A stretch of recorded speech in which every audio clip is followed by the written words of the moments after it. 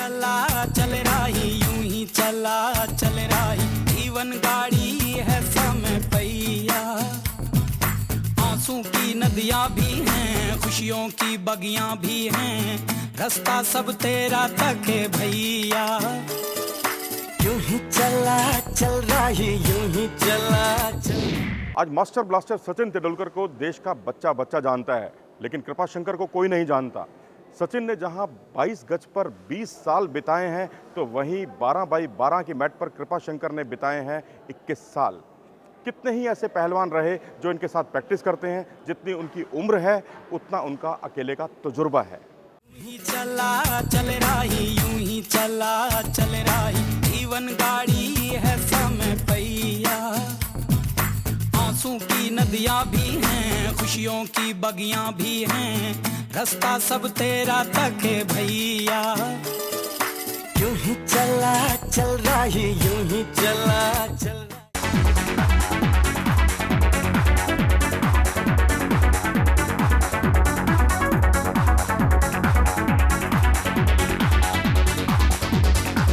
इस पहलवान ने तो जैसे ठान ली है कि वो कभी हार नहीं मानेगा। 21 साल हो चुके हैं इन्हें इंटरनेशनल कुश्तियों में, अभी भी इनका सफर जारी है। रिटायरमेंट जैसे शब्द से इन्हें चिढ़ है। एक बार रेसलिंग मैट पर उतर जाते हैं तो अपने सामने वाले पहलवान पर कोई कृपा नहीं करते। तभी तो इन्हें कृपाशंकर के नाम से जाना जाता है। कृपाशंकर को पसीना बहाने में खूब मजा आता है, इसलिए वो कभी मैट पर तो कभी जिम में घंटों कड़ी साधना में जुटे रहते हैं। कृपाशंकर का इंटरनेशनल कुश्तियों का सफर नई दिल्ली में 21 साल पहले एशियाई कैडेट कुश्ती के साथ शुरू हुआ था, जहां गोल्ड मेडल ने उनके लिए एक तरह से टॉनिक का काम किया। फिर वर्ल्ड कैडेट में ब्रॉन्ज और सिल्वर जीतकर उन्होंने जूनियर स्तर पर अपनी सफलता का परचम लहरा दिया। विक्टोरिया में 1994 में आयोजित कॉमनवेल्थ गेम्स में उन्होंने ब्रॉन्ज मेडल जीता और कॉमनवेल्थ चैंपियनशिप में उन्होंने 3 गोल्ड और 2 सिल्वर मेडल जीतकर अपने इरादे जाहिर कर दिए। इसके अलावा सैफ गेम्स में भी इन्होंने गोल्ड से नीचे नहीं झांका। कृपाशंकर के कदम इतने भर से नहीं थमे, उन्होंने आमंत्रण मुकाबलों में भी उम्दा प्रदर्शन जारी रखा। कनाडा कप में 2 बार और चौधरी देवीलाल गोल्ड कप और सेंटेनरी कप में भी कृपाशंकर को गोल्ड मेडल से कम कुछ मंजूर नहीं था। बाकी अंतर्राष्ट्रीय मुकाबलों में उन्होंने जो सिल्वर और ब्रॉन्ज मेडल जीते, उनका तो कोई हिसाब ही नहीं है। सीनियर राष्ट्रीय चैंपियनशिप में इस पहलवान ने 7 गोल्ड मेडल हासिल किए और एक मौके पर नेशनल गेम्स का भी गोल्ड अपने नाम किया। इंदौर के इस पहलवान को मध्य प्रदेश सरकार का विक्रम अवार्ड और भारत सरकार के अर्जुन पुरस्कारों से सम्मानित किया जा चुका है। इस ग्रेजुएट पहलवान को कुश्ती का शौक विरासत में मिला है और खाली समय में ये पहलवान इंदौर स्थित अपने घर के सदस्यों से फोन पर घंटों चिपका रहता है। मास्टर चंदगीराम के इस शिष्य ने अब NIS से कोचिंग का डिप्लोमा भी ले लिया है और पहलवानों को कोचिंग देनी भी शुरू कर दी है, लेकिन कुश्ती छोड़ने के बारे में अभी कोई मन नहीं बनाया है। क्रिकेट के इस दीवाने देश में सचिन तेंदुलकर की इंटरनेशनल करियर की 20 साल की कामयाबियों को हर कोई जानता है, लेकिन कृपाशंकर की 21 साल की अंतर्राष्ट्रीय कामयाबियों के बावजूद इन्हें कोई नहीं जानता। इसके बावजूद कृपाशंकर ने हिम्मत नहीं हारी है।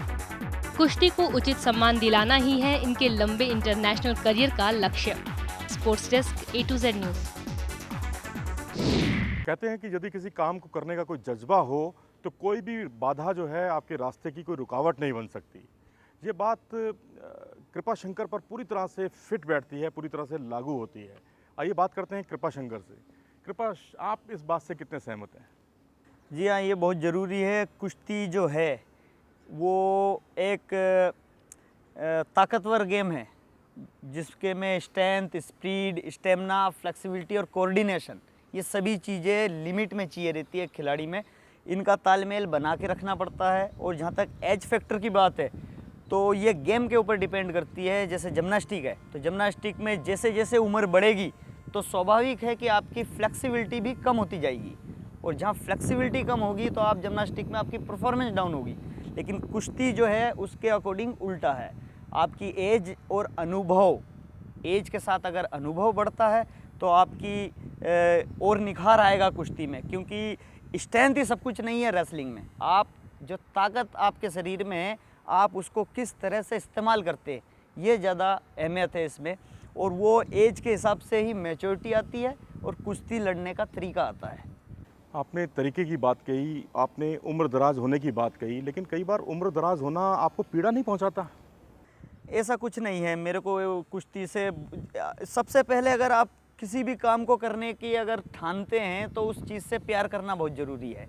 और जब से मैंने होश संभाला है, जब से मैं कुश्ती कर रहा हूँ, मेरे परिवार में 7-8 पहलवान हैं और हम भाई हैं, सब चाचा ताऊओं में, तो सभी अंतर्राष्ट्रीय स्तर के अच्छे खिलाड़ी हैं। यानी आपको एक तरह से एडवांटेजियस पोजीशन रही आपके लिए कि आपको जो कुश्ती का शौक था वो विरासत में मिला। हाँ, ये कह सकते हैं कि मुझे कुश्ती का जो शौक़ है वो विरासत में मिला है। मेरे चाचा पहलवान थे, मेरे पिताजी भी पहलवान रहे हैं और इतने अच्छे लेवल पर नहीं खेल पाए। उनका एक सपना था कि मैं नहीं खेल पाया, लेकिन जो मेरे भाइयों के बच्चे हैं या मेरे बच्चे हैं वो इस लेवल पर खेले, इंटरनेशनल लेवल में मेडल जीते और अर्जुन अवार्ड जैसा सम्मान प्राप्त करे। उनका सपना काफ़ी हद तक पूरा किया है। और अब एज ए कोच मैं आगे की प्लानिंग कर रहा हूँ कि मैं अपने बच्चों को भी इस खेल में लाऊंगा।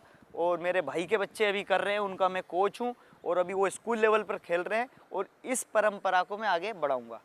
आप अपने घर में भी कोच हैं और आप जब हम मास्टर चंदगीराम के अखाड़े में जाते हैं, आपको हम देखते हैं महिलाओं को आप कोचिंग दे रहे हैं, और जब इंटरनेशनल कंपटीशन आता है तो आप पहलवान के तौर पर निकल जाते हैं। कृपा शंकर एक है और काम अनेक हैं, क्या राज है इसका? देखिए, ऐसा है, अगर मैं एज अ कोच कहीं कहीं जाके अपना जो फालतू समय कहीं लगाता हूँ, एज अ कोच की ट्रेनिंग देता हूँ, तो उससे मेरा एक्सपीरियंस और गेन हो रहा है।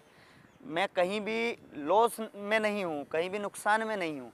मैं जैसे चंदगीराम अखाड़े में जाता हूँ तो किसी भी टेक्निक के ऊपर अगर बहस होती है तो कई वुमेन्स जो अभी नई आई है रेसलिंग में, उनको इतना एक्सपीरियंस नहीं है कि किस तरह से अटैक करना है, डिफेंसिंग पोजीशन क्या होनी चाहिए और रूल्स के बारे में जानकारी इतना पता नहीं है। तो छोटे बच्चों को मैं वहाँ प्रिपेयर करता हूँ आगे होने वाले उनके स्कूल लेवल कॉम्पिटिशन के लिए और सब जूनियर नेशनल चैम्पियनशिप के लिए उनको तैयार कर रहा हूँ मैं। चलिए, ये तो बात हो गई आपके तैयार करने की, लेकिन आपकी फ़िटनेस का मैं राज जानना चाहूँगा। आपने 21 साल हो गए हैं आपको अंतर्राष्ट्रीय कुश्तियों में और 55 किलोग्राम वर्ग में आपने भाग लिया था और आज भी आप 55 किलोग्राम में भाग ले रहे हैं।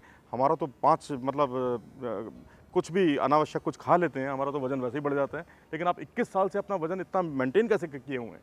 इसका कारण है कि कंटिन्यूटी, लगातार ट्रेनिंग का सिद्धांत जो मैंने अपनाया है। मैं ट्रेनिंग मिस नहीं करता कभी भी।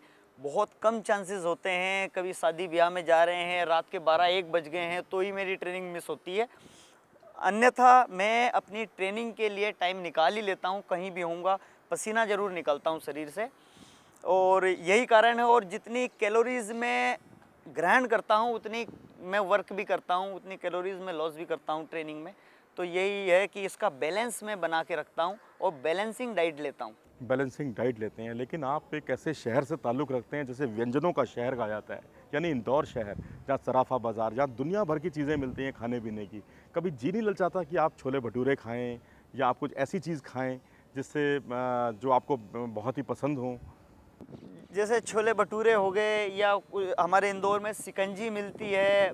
इसके अलावा शाही पनीर बहुत अच्छा मिलता है। कई फेमस दुकानें हैं, कचौड़ी, समोसे, सराफा दुकान है। सराफा मार्केट जो है उसमें बहुत अच्छे अच्छे व्यंजन मिलते हैं और मैं सबका स्वाद जब पूरी तरह से लेता हूँ, ऐसा नहीं है कि मैं उनको अवॉइड करता हूँ, लेकिन उसका एक समय पीरियड होता है। अगर कंटिन्यू मैं उन्हीं के स्वाद में अगर लग जाता हूँ तो मेरा शरीर भी डामाडोल हो जाएगा और फिर मैं अपने आप में मेंटेन नहीं रख सकता। लेकिन जब भी रेसलिंग से कुछ दिन का ब्रेक होता है या ऑफ सीजन होता है तो मैं उन व्यंजनों का पूरा खुल के स्वाद लेता हूँ।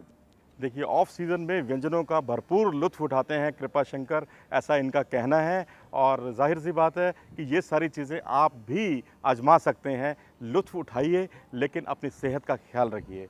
मिलते हैं एक ब्रेक के बाद। यूं ही चला चल रही, यूं ही चला चल रही, जीवन गाड़ी है समय पहिया। आंसू की नदियां भी हैं, खुशियों की बगियां भी हैं, रास्ता सब तेरा तक है भैया। यूं ही चला चल रही, यूं ही चला चल